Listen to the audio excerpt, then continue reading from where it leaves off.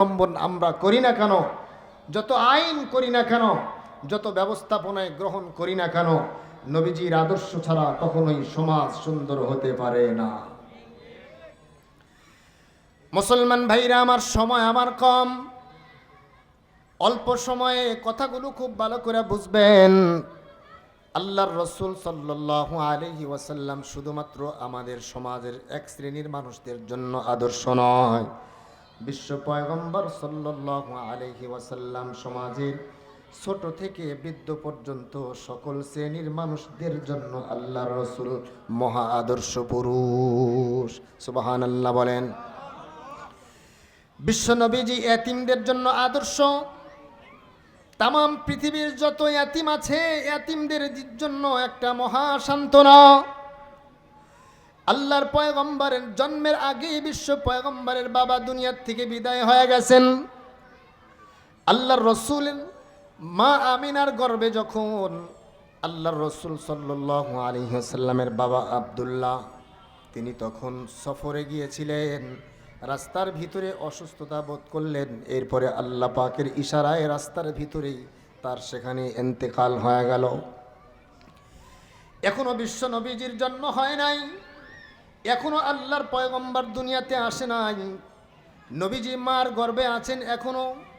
নবীজি জন্মের আগেই নবী বাবা হারাইলেন, জন্মের পরে নবীজি বাবার চেহারা দেখতে পারে নাই। এরপরে নবীজি সাল্লাল্লাহু আলাইহি ওয়াসাল্লাম যখন শিশু, কেবলমাত্র 6 বছর 7 বছর বয়স, এমন সময় আল্লাহ পাক রব্বুল আলামিন মাতৃ ছায়া, মায়ের স্নেহ মমতা ভালোবাসার থেকে আল্লাহর রসুলকে বঞ্চিত করলেন। আল্লাহ পাকের প্রত্যেকটা কাজের ভিতরে আল্লাহ পাকের একটা হিকমত থাকে। আল্লাহর রসুল সাল্লাল্লাহু আলাইহি ওয়াসাল্লাম বাবা হারাইলেন, মা হারাইলেন। তাম পৃথিবীর যত ইয়াতিম বাচ্চারা আছে, ইয়াতিম দুনিয়াতে আসবেন, ইয়াতিমরা যাতে এ কথা বলতে না পারে আমাদেরই বাবা নাই, আমাদেরই মা নাই, আমাদেরকে আল্লাহ পাক রব্বুল আলামিন ইয়াতিম করে দিলেন।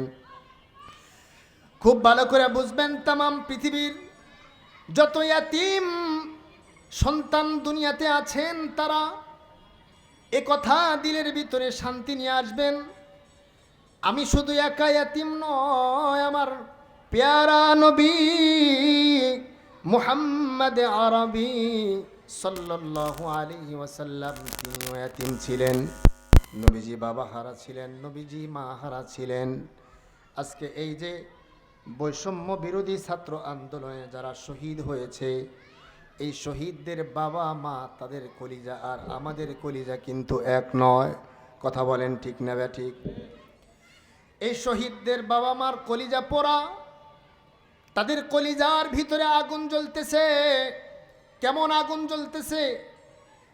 যেই মা বাবা সন্তান হারাইছেন, ওই মা বাবা ছাড়া এই কলিজা পোড়া কেউ বলতে পারবে না, বর্ণনা দেওয়া সম্ভব নয়।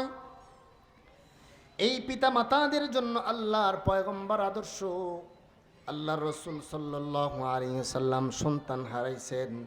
নবীজির সন্তান ইব্রাহিম, নবীজির সন্তান কাসেম রহমতুল্লাহি আলাইহি রাদিয়াল্লাহু তাআলা আনহুম, তাদেরকে আল্লাহ পাক রব্বুল আলামিন নবীজির জীবদ্দশায় দুনিয়ার থেকে নিয়ে গেছেন। তাহলে নবীজি যেমনিভাবে মা বাবা হারা ইয়াতিম, তেমনিভাবে নবীজি সন্তান হারাও ইয়াতি, সন্তান হারা বাবা। কথা বলেন ঠিক না ঠিক? তাহলে আল্লাহর রসুল সাল্লাল্লাহু আলাইহি ওয়াসাল্লাম ইয়াতিমদের জন্য আদর্শ কিনা জোরে বলেন। যেই বাবা সন্তান হারাইছেন, যে মা সন্তান হারাইছেন, সেই বাবা মার জন্য আল্লাহর পয়গম্বর সান্ত্বনা। সেই পিতামাতা যখন কষ্ট অনুভব করবেন, যখন সন্তান হারা বেদনা তার ভিতরে জাগ্রত হবে, তখন নবীজি সন্তান হারিয়েছেন, তখন নবী তার জন্য সান্ত্বনা হবে। সুবহানাল্লাহ বলেন। যেহেতু সামনে রবিউল আউয়াল মাস, আল্লাহর পয়গম্বর সকল শ্রেণীর মানুষদের জন্য আদর্শ।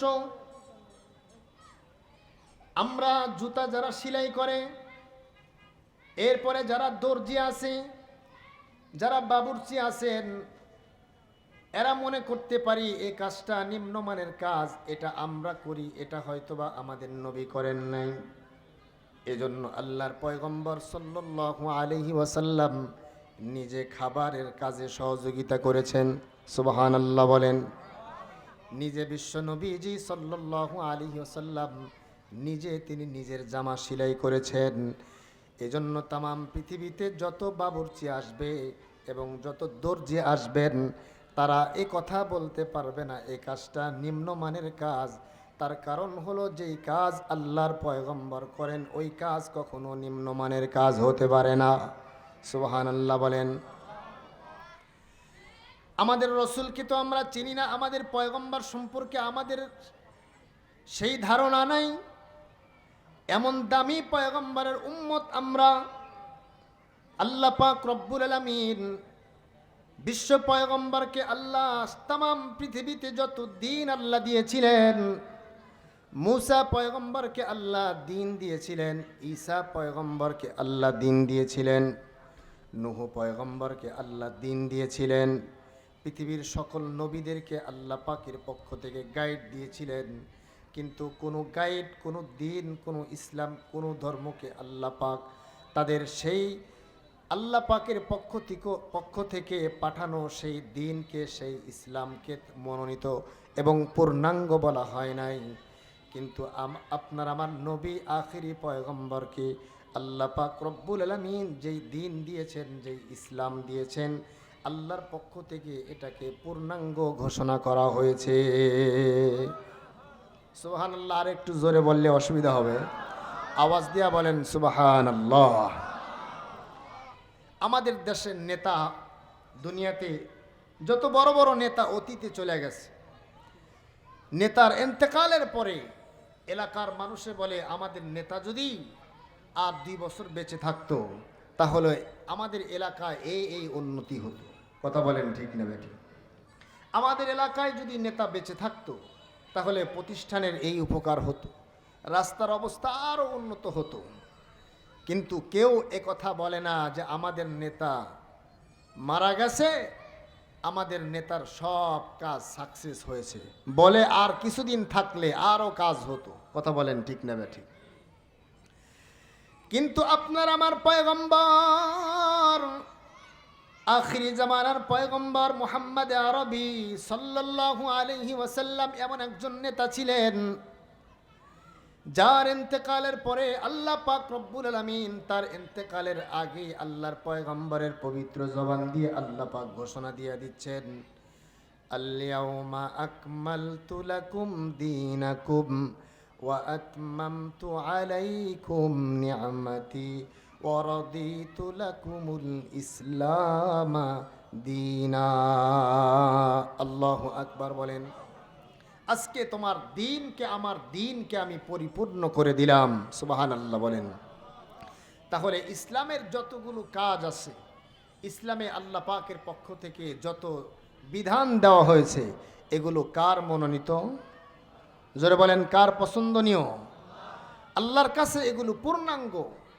ইসলামের ভিতরে আপনার জীবনের শুরু থেকে মৃত্যু পর্যন্ত আপনি কি করবেন, পারিবারিক জীবন কেমন করবেন, সামাজিক জীবন কেমনে পরিচালনা করবেন, রাষ্ট্রীয় জীবন কিভাবে চালাবেন, কিভাবে পরিচালনা করবেন, সম্পূর্ণ জীবন ব্যবস্থা আল্লাহ পাক এই পবিত্র কোরআনে কারিমে আল্লাহ সম্পূর্ণ কমপ্লিট এখানে বলে দেওয়া হয়েছে। সামান্য পরিমাণও কোনো জায়গায় কমতি রাখে নাই। সুবহানাল্লাহ জোরে বলেন। তাহলে আমরা যারা ইসলাম মানতে পারতেছি না এবং আমরা আমাদের পরিবারে, আমাদের ব্যক্তি জীবনে, আমাদের সামাজিক জীবনে আমরা শান্তি পাচ্ছি না। কথা বলেন ঠিক না বেঠিক? দিন যত যাইতেছে শুধু অশান্তি বাড়তেছে। মনে করতেছি আমার ইনকাম কম, এই জন্য আমার শান্তি কম। না, বলে আমার ইনকাম যদি মাসে 2 লাখ টাকা হতো তাহলে আমার সমাজে, আমার পরিবারে আমার শান্তি আরও পরিপূর্ণ থাকতো। এই চিন্তা, এই ধ্যান ধারণাটা ভুল। শান্তি কখনোই অর্থ আর টাকার মাধ্যমে আসে না। শান্তি আসে ইসলাম পালন করার মাধ্যমে, শান্তি আসে আল্লাহর হুকুম, আল্লাহর পথে চলার মাধ্যমে। কথা বলেন ঠিক না বেঠিক? আল্লাহর পথে চললে বরকত, আর আল্লাহর পথে চললে রিজিক এগুলো সব কিছুর ভান্ডার আল্লাহ পাক রব্বুল আলামিন খুলে দেয়। আর আল্লাহর পথে যখন না চলে শুধু দুনিয়ার পিছে আমরা ঘুরি, তখন আমাদের বাহ্যিক দৃষ্টিতে অনেক উন্নত আর চাকচিক্য দেখা গেলেও ভিতরে আমাদের শান্তি তো বাস করেই না। দিন যত যায় তত অশান্তি বাড়তে থাকে। কথা বলেন ঠিক না ব্যাঠি? আগে যে পরিমাণে সমাজে বিবাহ বিচ্ছেদ হতো, তার চেয়ে এখন শতগুণে বেড়ে গেছে। সমাজের দিন যাইতেছে আর তালাক হচ্ছে, দিন যাইতেছে আর ডিভোর্স হচ্ছে, দিন যাইতেছে আর পারিবারিক বন্ধনগুলো নষ্ট হচ্ছে। তার কারণ হলো, এক নাম্বার কারণ হলো আমাদের ঘরের ভিতরে আমরা ইসলাম শুধু মুখে পালন করি, প্র্যাকটিক্যালি ইসলাম আমাদের ঘরে আমরা ঢুকাইতে রাজি নয়। কথা বলেন ঠিক না ব্যাঠি? মুসলমান ভাইরা আমার খুব ভালো করে বুঝবেন। বলতেছিলাম আল্লাহর পয়গম্বর সাল্লাল্লাহু আলাইহি ওয়াসাল্লাম আমার আপনার জন্য আদর্শ, আমার আপনার জন্য মডেল। বিশ্ব পয়গম্বর সাল্লাল্লাহু আলাইহি ওয়াসাল্লাম পুরা জিন্দেগিটাই আল্লাহ বরকতে ভরপুর করে দিয়েছিলেন। আপনারা খন্দকের যুদ্ধ নাম শুনেছেন। বিশ্ব নবীজি সাল্লাল্লাহু আলাইহি ওয়াসাল্লাম খন্দকের ময়দানে গিয়া যখন খন্দক খনন করতে শুরু করলেন, সাহাবায়ে কেরামদেরকে নিয়ে খন্দক খনন করতে আরম্ভ করলেন। খনন করতে করতে বিশাল বড় একটা পাথর সামনে পড়ল। এই পাথরটা আর কোনো সাহাবী সরাইতে পারে না। আল্লাহর পয়গম্বর সাল্লাল্লাহু আলাইহি ওয়াসাল্লাম নিজের হাতে পাথরের উপরে যখন আঘাত করলেন, বিশাল আকৃতির পাথরটা খণ্ড বিখণ্ডিত হয়ে গেল। সুবহানাল্লাহ, খণ্ড খণ্ড হয়ে গেল। ওদিক দিয়া সাহাবায়ে কেরাম তাকায়া দেখলেন বিশ্ব পয়গম্বর সাল্লাল্লাহু আলাইহি ওয়াসাল্লামের পেটের ভিতরে পাথর বাঁধা। এদিক দিয়ে অন্যান্য সাহাবায়ে কেরামের পেটেও পাথর বাঁধা। বিষয়টা এক সাহাবী লক্ষ্য করলেন। সাহাবী লক্ষ্য করে আল্লাহর পয়গম্বরের কানে কানে গিয়া ডাক দেয়, বলে, ওগো পয়গম্বর, খন্দক খনন করতে এসে অনেক কষ্ট হচ্ছে। নবীজি, আপনি ক্ষুধার যন্ত্রণায় পেটের ভিতরে পাথর বেঁধেছেন, আপনার অনেক সাহাবীও পাথর বেঁধেছেন। ওগো নবীজি, অল্প কিছু সাহাবীকে নিয়ে আপনি আমার বাসায় দাওয়াত গ্রহণ করেন। আল্লাহর পয়গম্বর দাওয়াত গ্রহণ করে তাকে বাসায় পাঠাইয়া দিলেন। ওই সাহাবী বাসায় এসে ছোট্ট একটা বকরি ছিল জবাই করে, অল্প কিছু আটা ছিল, ওই আটাগুলো আপনার কি করলেন, খামিরা তৈরি করলেন। আটাগুলোর খামিরা তৈরি করে বকরি জবাই করে সাহাবী আল্লাহর রসুলের কাছে চলে গেছে, হুজুর একটু গোপনে অল্প সাহাবী, অল্প কিছু মানুষ নিয়ে আপনি যাবেন, বেশি নিয়ে গেলে কিন্তু আমি মেহমানদারি করতে পারবো না। আল্লাহর পয়গম্বর বলে, যাও যাও, আমি আমার এখানে যত সাহাবী আছে সবাই ক্ষুধার্ত, আমি সবাইকে নিয়ে খানা খাবো। সুবহানাল্লাহ বলেন। ময়দানের ভিতরে একজন দুইজন নয়, 1000 সাহাবী ছিলেন। আল্লাহু আকবার। 1000 সাহাবীকে নিয়ে আল্লাহর পয়গম্বর ওই সাহাবীর বাড়িতে দাওয়াত গ্রহণ করার জন্য গেলেন। সাহাবী তো আশ্চর্য হয়ে গেছে, ইয়া রাসূলুল্লাহ, ওগো নবীজি, এতগুলো সাহাবীর মেহমানদারি আমি কেমনে করব? করতে পারবো না গো নবীজি, আমার দ্বারা সম্ভব না গো নবীজি। আল্লাহর পয়গম্বর বলে, টেনশন নাই, তার কারণ হলো নবী হলো রহমতের নবী, বরকতের নবী। ওয়ামা আরসালনাকা ইল্লা রাহমাতাল লিল আলামিন।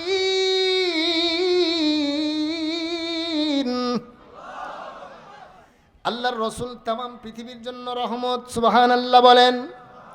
তাইলে কি আমাদের জন্য রহমত না? আমাদের জন্য রহমত। সুবহানাল্লাহ বলেন। আল্লাহর পয়গম্বর মদিনাতুল মুনাওয়ারা শুয়ে আছেন, এজন্য আমাদের উপরে আল্লাহর পক্ষ থেকে বালা মুসিবত আসে না। আগের জামানার নবীর উম্মতেরা রাত্রে বেলায় গুনাহ করলে সকালবেলা ঘরের দরওয়াজায় লেখা হতো, রাত্রে বেলায় এই উম্মত এই গুনাহ করেছে। বলুন তো দেখি, এখন যদি আমাদের ঘরের দরওয়াজায় লেখা থাকতো, তাহলে আমাদের কি ইমামতি আর আমাদের চেয়ারম্যানগিরি আর আমাদের সমাজের সম্মান মান ইজ্জত আমাদের কি ঠিক থাকতো? জোরে বলেন, ঠিক থাকতো? না, থাকতো না। এই যে আমাদের ইজ্জতের উপরে পর্দা ঢেলে দিয়েছেন, এটা আল্লাহর পয়গম্বরের বরকতে। সুবহানাল্লাহ, জোরে বলেন। আল্লাহর পয়গম্বরের বরকতে আল্লাহ পাক রব্বুল আলামিন পৃথিবীতে কিয়ামত পর্যন্ত আখিরি নবীর উম্মতদেরকে আল্লাহ একেবারে ধ্বংস করবে না। সুবহানাল্লাহ। তামাম পৃথিবীর উম্মতদেরকে সমূলে আল্লাহ ধ্বংস করবে না। এটা আল্লাহর রসুলের দুআর বরকত। কয়টা বলবো? আগের নবীর উম্মতেরা যে কোনো নির্দিষ্ট একটা জায়গায় নামাজ পড়তেন, কিন্তু আল্লাহ পাক রব্বুল আলামিন আমাদের নবীর বরকতে তামাম পৃথিবীকে আল্লাহ মসজিদ বানায়া দিয়েছেন। শুধু ওয়াজুদাস রহমাতাল লিল আলামিন, মসজিদে ও শুদ হামারু ये জমিন।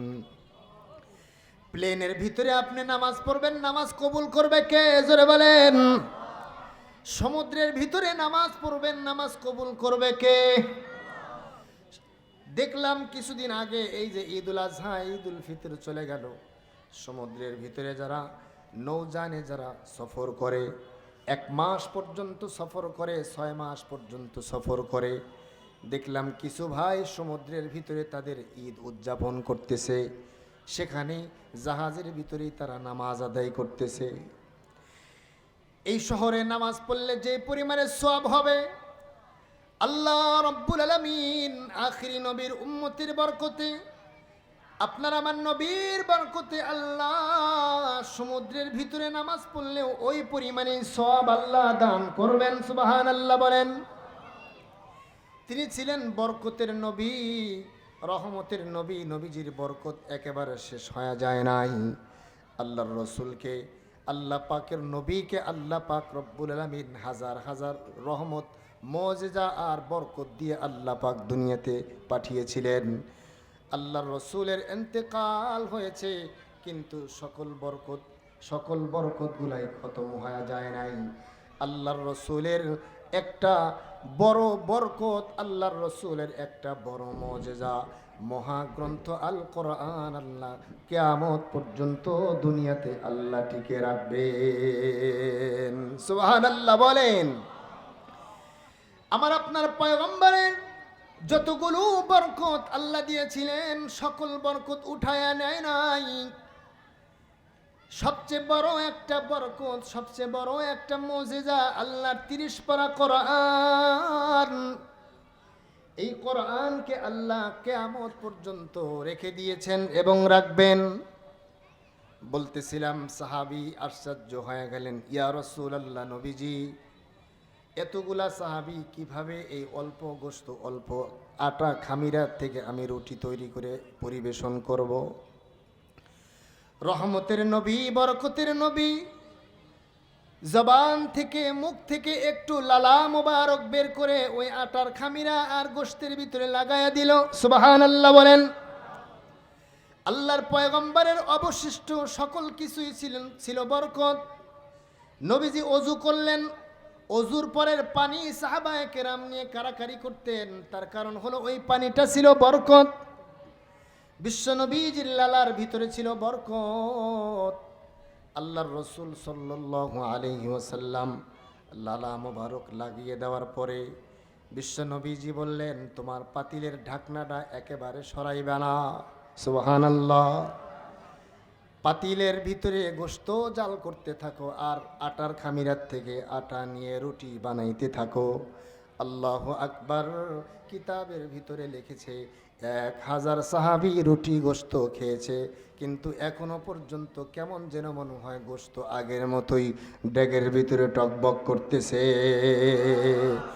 আল্লাহু আকবার, জোরে বলেন আল্লাহু আকবার। এখনো পর্যন্ত যদি আমরা সেই রসুলকে আমাদের জিন্দেগির আদর্শ আর মডেল করে আমরা জীবন গুজরান করতে পারি, ওই পেয়ারা নবীর সুন্নতের বরকতে আমাদের জীবনের অশান্তি থাকবে না, আমাদের জীবনটা সুখময় হয়ে যাবে, আমাদের জীবনটা বরকতে ভরপুর হয়ে যাবে। আল্লাহর কোনো বান্দা বান্দি যদি ওই রসুলের উপরে একবার দরুদ শরীফ পাঠ করে, আল্লাহ পাক রব্বুল আলামিন তার উপরে 10টা রহমত নাজিল করেন। সুবহানাল্লাহ।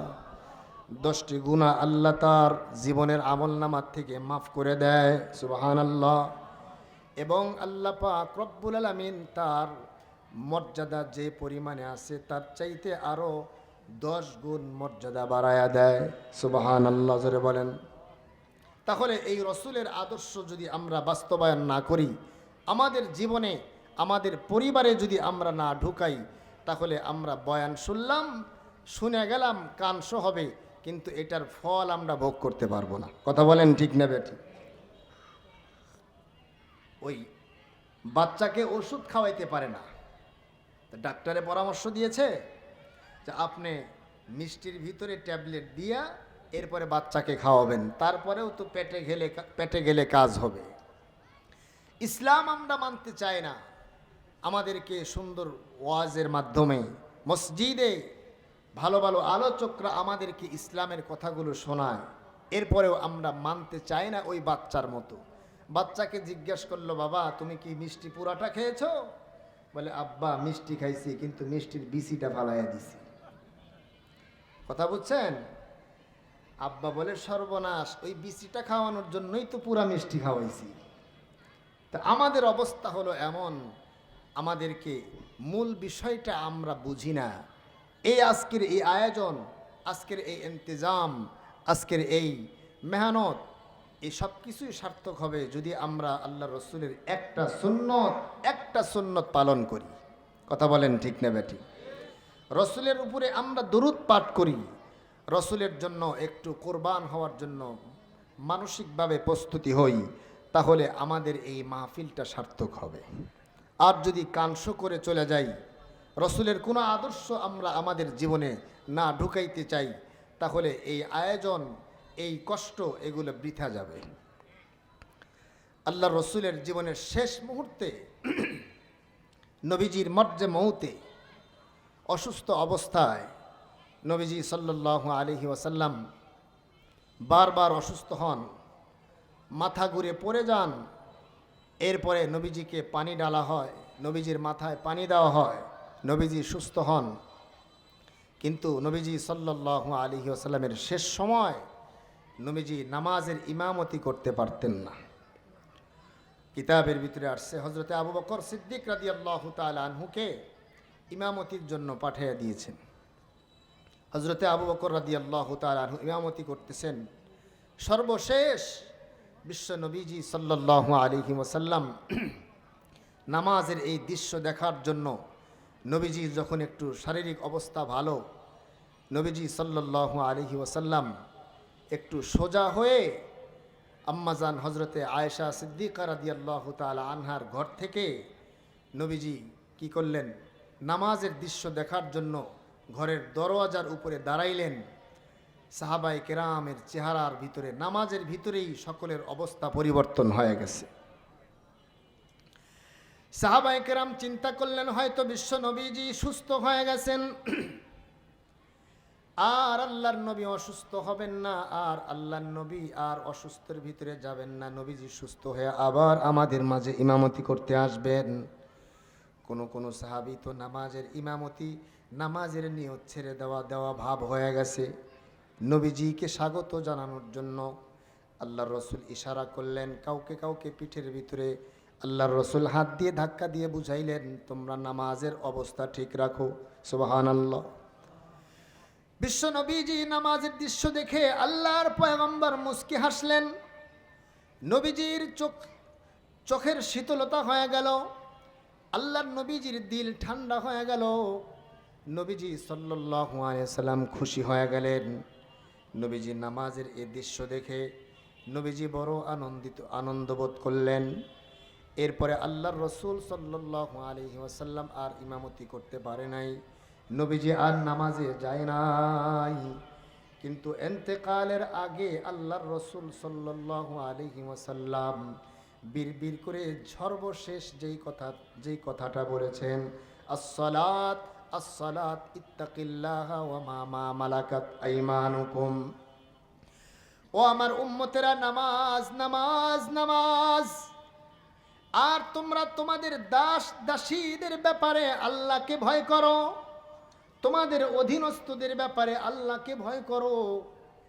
এই যে দুইটা কথা আল্লাহর পয়গম্বর বলেছেন, এই দুইটা কথার উপরে যদি আমরা আমল করতে পারি, তাহলে ইঙ্গিত আসে অন্য অন্য বিষয়গুলো আমার অটোমেটিক সুন্দর হয়ে যাবে।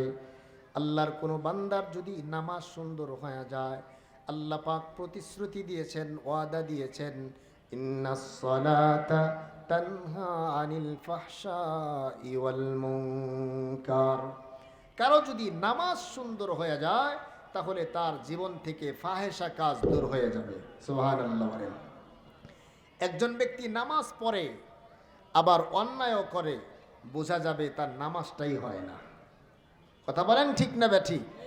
নামাজ যদি সহি করে পড়ে, নামাজ যদি সুন্দর করে পড়ে, নামাজের আরকানগুলো সুন্দর করে আদায় করে, ধীরস্থিরভাবে আদায় করে, তাহলে ওই ব্যক্তি আর চুরি করতে পারে না। কিন্তু আমাদের অবস্থা হলো এমন, আমরা যাই সেজদায় আর আমাদের দামি দামি জুতাগুলো হারায় যায়। কালকেও একজন বলতেছে, হুজুর আজকে বলতেছে যে ঢাকাতে এক মসজিদে জমা পড়েছে, 1200 টাকা দামের জুতা উধাও। তাহলে জুতা যিনি চুরি করেছেন, উনি তো মসজিদে মুসল্লির ভেসে আসছিলেন, নামাজের নিয়ত হয়তো বেঁধেছিলেন, সুযোগ বুঝে জুতা নিয়ে চলে গেছে। তাহলে ওই ব্যক্তির নামাজ, সেটা কি নামাজ নাকি নামাজের রূপ ধারণ করছে? যারা বলেন এই রূপের নামাজে কাজ হবে না। নামাজের দুইটা অবস্থা, একটা হলো নামাজের রূহ আর একটা হলো নামাজের সূরত। এই শুধু সূরত আর নামাজ দিয়ে আমাদের জীবন পরিবর্তন আশা করা যায় না। মুসলমান ভাইরা আমার, সময় আমার কম। আমি যে আয়াত তেলাওয়াত করেছি, আল্লাহ পাক রব্বুল আলামিন এই আয়াতের ভিতরে বলেছেন, আমাদের রসুল মুহাম্মাদুর রাসূলুল্লাহ সাল্লাল্লাহু আলাইহি ওয়াসাল্লামের ভিতরেই রয়েছে আমাদের জন্য উত্তম আদর্শ। আমাদের জীবন কিভাবে আমরা পরিচালনা করব, এটা আমরা আমাদের নবীর দিকে যদি তাকাই, আমাদের নবীকে দেখলে আমাদের জীবনের আদর্শ আমরা খুঁজে পাবো। আল্লাহর রসুলের সুন্নত হলো ছোটকে স্নেহ করা, বড়কে সম্মান করা। মাল্লাম ইয়ারহাম সগীরানা ওয়ালাম ইউআক্কির কাবীরানা ফালাইসা মিন্না। আল্লাহর পয়গম্বর বলেন, যে ব্যক্তি ছোটকে স্নেহ করলো না, বড়কে সম্মান করলো না, সে ব্যক্তি আমার উম্মত নয়। আজকে সমাজের অবস্থা মিলায়া দেখেন, যার একটু টাকা হয় সে কেমন যেন কোনো মানুষকে মানুষই মনে করে না, গরিবকে মূল্যায়ন করতে চায় না, বয়সে বড় তাকে আর সম্মান নাই। অথচ রসুল বলেছেন সে আমার উম্মতি না। আর ছোটদেরকে আমরা কখনোই, আমরা এক শ্রেণীর মানুষ আছি, তারা শুধু ছোটদেরকে ব্যবহার করি, কিন্তু ছোটদেরকে স্নেহ করতে চায় না। ছোটদের একটু ভালো চলবে, ছোটরা একটু ভালো অবস্থানে যাবে, এটা চায় না। আল্লাহর রসুলের জীবনের প্রত্যেকটা আদর্শ, প্রত্যেকটা সেক্টর যদি আমরা লক্ষ্য করি, নবীজির জিন্দিগির সর্ব অবস্থায় উম্মতের জন্য, আল্লাহর পয়গম্বরের জীবনের সর্ব অবস্থায় আমাদের জন্য আদর্শ।